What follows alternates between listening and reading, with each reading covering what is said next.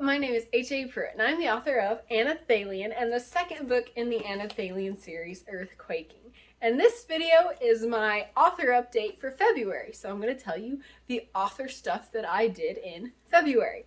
So first, about my Anelthalien series, I am working on the third book.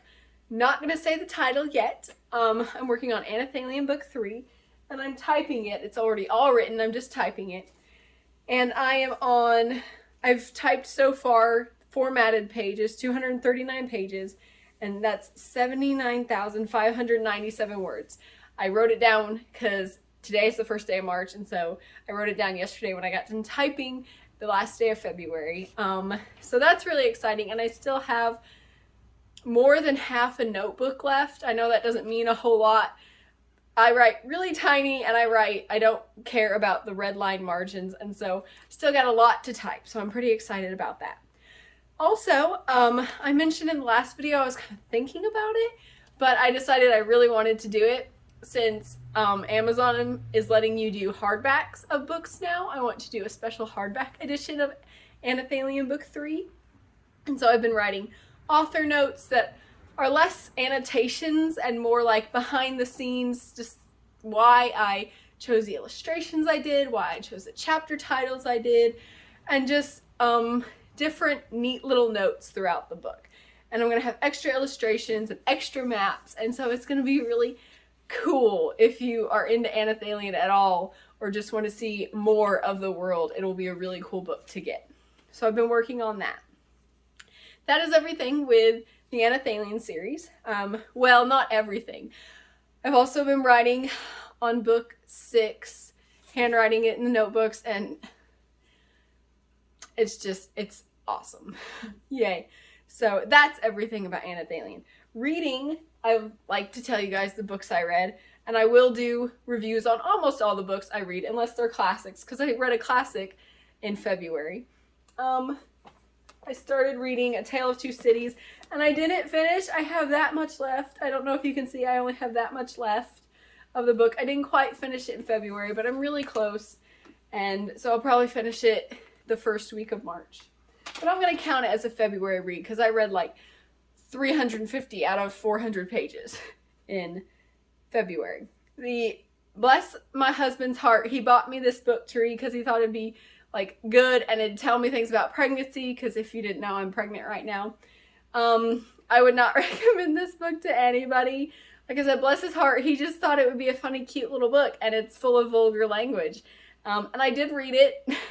I don't want to advise anyone else to read it. So that's another book I read. I also read 2 independently published books.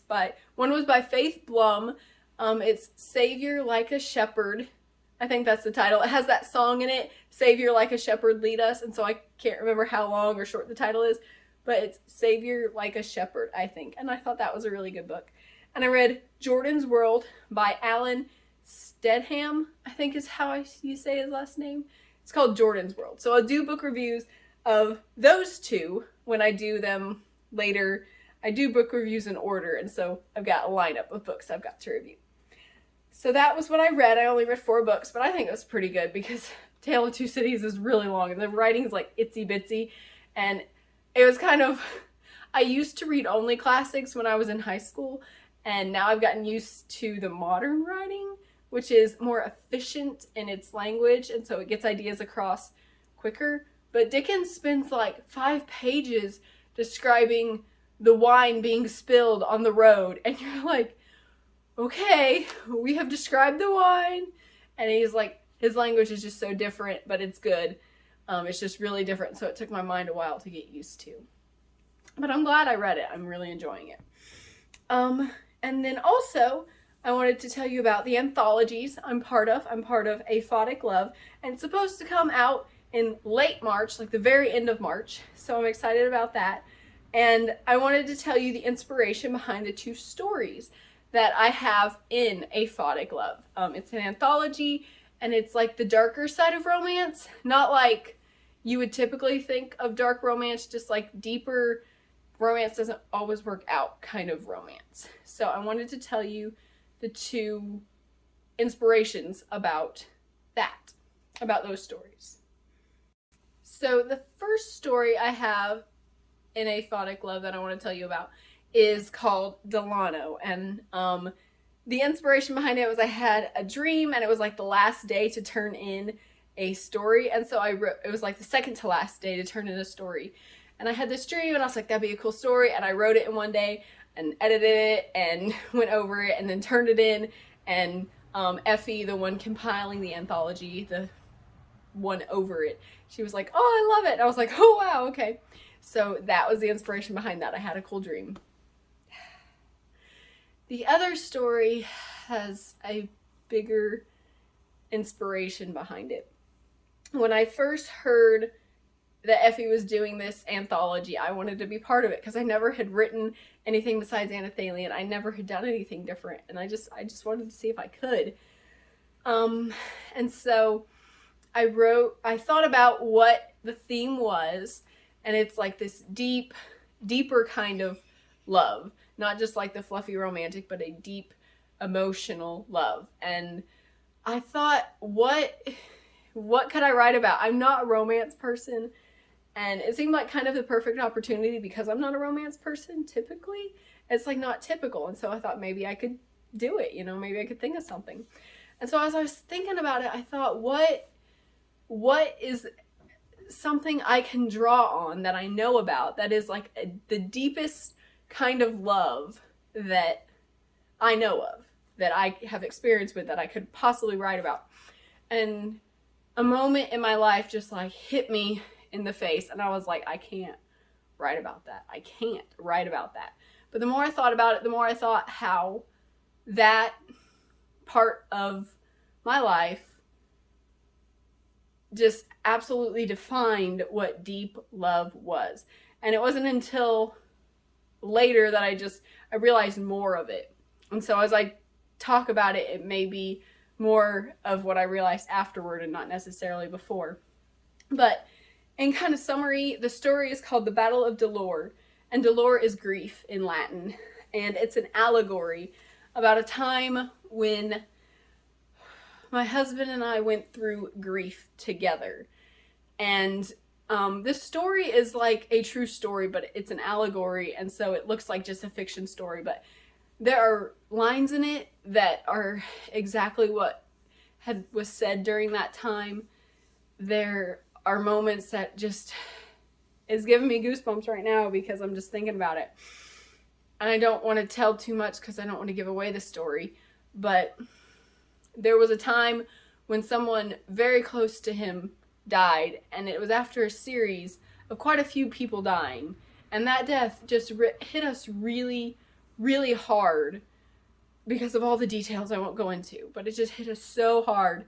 And in the story, I talk about how they have like little lights that each represents each person's soul, and his light is fading. That's the first line, I think. His light is fading.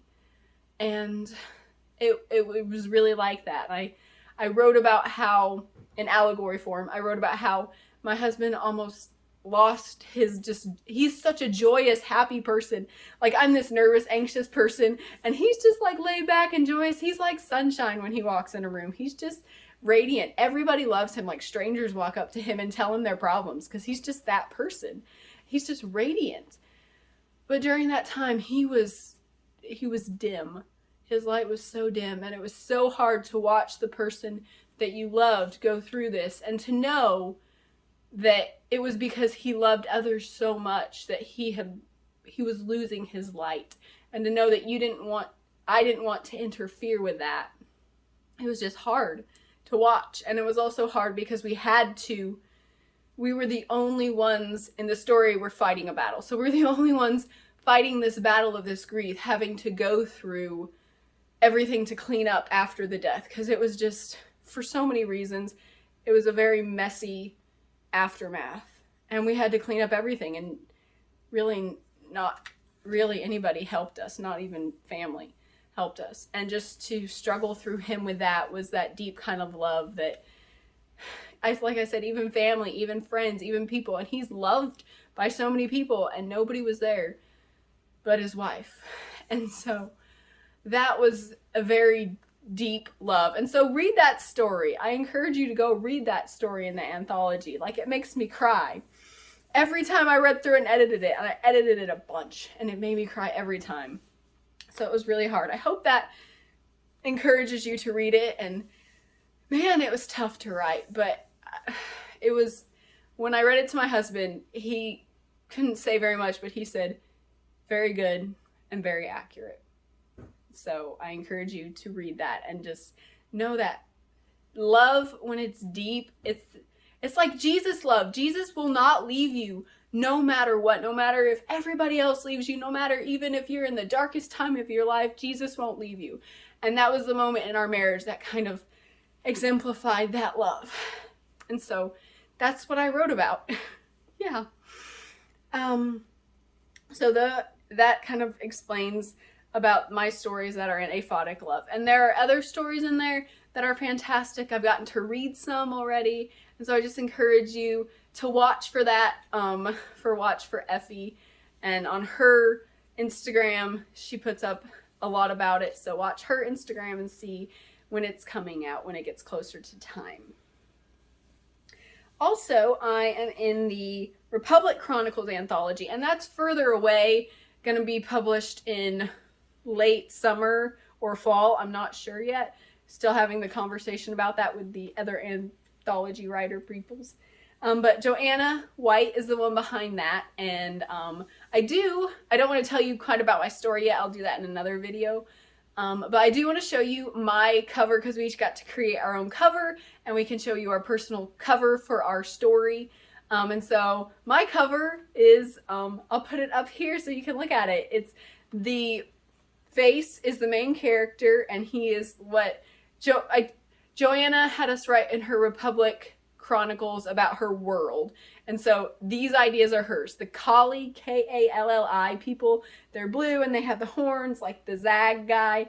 Zag is the name of the main character, and it's a story about him and about his anger and about recognizing that the only way to find freedom is through forgiveness. That doesn't tell a whole lot, but it's exciting and it's cool. It's a cool story. So I'll tell you more about that later in another video in another month. And the last thing I want to tell you about for February is just my pregnancy. Right now, when I'm doing this video, I'm 34 weeks pregnant. Get up off my chair. Here's my bump. I hope you can see my bump. This is Eldon. He's in here. He likes to move whenever I'm eating or not moving. Yeah. I'll be in church and like I'll be still and I'll be in church and he'll like boom and I'm like whoa, you know, in the middle of church, like everybody's all solemn and I'm like what, because he's moving around in there. It's funny. But Eldon is growing and he's doing good and I'm doing good. I'm healthy and we're well and everything's good, except my pregnancy brain is so bad, you guys. If you don't know what pregnancy brain is, it means when you get pregnant, your brain decides to get rid of stuff and replace it with baby stuff. So I can remember all the information I read about babies, but I can't remember that I left a yogurt container on the counter wide open for a couple hours. I can't remember where I put my phone. I can't remember where my shoes are. I can't remember anything. It's so bad. It's so bad. But that's the worst thing, so it's okay, because it's usually just funny. Because I work from home, so I haven't forgotten where I live or anything, which probably would happen if I didn't work from home. But anyway, so I can't remember anything, and I'm so exhausted. I'm just exhausted at this point. Just the fact that a human is growing inside me, sharing all of my nutrition, sharing all of my energy with me. It's exhausting. I feel like I don't do anything, and I'm exhausted all the time. But that's okay. So that's about my pregnancy. We're getting really close. The due date is in April. Yay. So I will hopefully have a video for you at the beginning of April, but we'll see what happens, you know? So that is my February author update. I hope you're excited about the Anelthalien stuff and the anthology stuff, because I'm really excited about that. Again, keep watching Effie's Instagram for more updates about Aphotic Love. Follow Joanna we're starting to show our covers for our individual stories. Not a whole lot of information about the stories yet, but keep watching Joanna too. And thank you very much for watching. Bye Anelthalien, bye Earthquaking, comment on my video, share this video, all that stuff that I'm supposed to say that I can't remember, do that please. Thank you for watching. Bye. If you want to know more about Anelthalien or H.A. Pruitt, please follow me on Instagram at H.A. Pruitt. You can find me on Amazon as an Amazon author, H.A. Pruitt. Please watch my YouTube channel and all my cool videos on my channel, H.A. Pruitt Anelthalien. You can find me on the Facebook page, H.A. Pruitt Anelthalien. You can follow me on Goodreads by the name H.A. Pruitt and the book Anelthalien, or you can go to my website where so much cool stuff about Anelthalien is. The website is hapruitt.com. Wrote it down. Let's just start over because I totally forgot. My belly.